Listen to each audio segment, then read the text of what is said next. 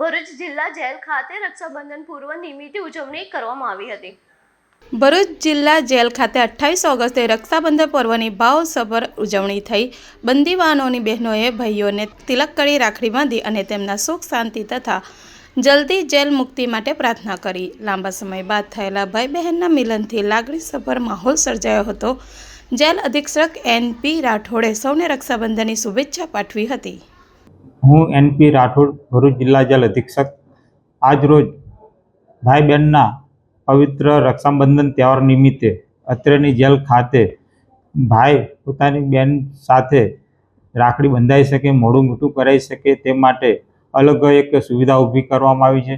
અને આમ તો ગુજરાત જેલ વિભાગનો મુખ્ય ઉદ્દેશ માત્ર બંદીવાનોને સજા આપવાનો નહીં, પરંતુ તેમના માનવીય મૂલ્યો, જવાબદારી, પારિવારિક લાગણી અને સમાજમાં પુનઃસ્થાપિત થવાની ભાવનાને વિકસાવવાનો છે। રક્ષાબંધન જેવા તહેવારને બંદીવાનોમાં માનસિક અને સામાજિક પુનર્વસનમાં મહત્વની ભૂમિકા ભજવે છે, જેથી અત્રે એ સુવિધાઓ ઉપલબ્ધ કરવામાં આવેલ છે। Video journalist Virendra Patil, Satya TV news, Bharuch.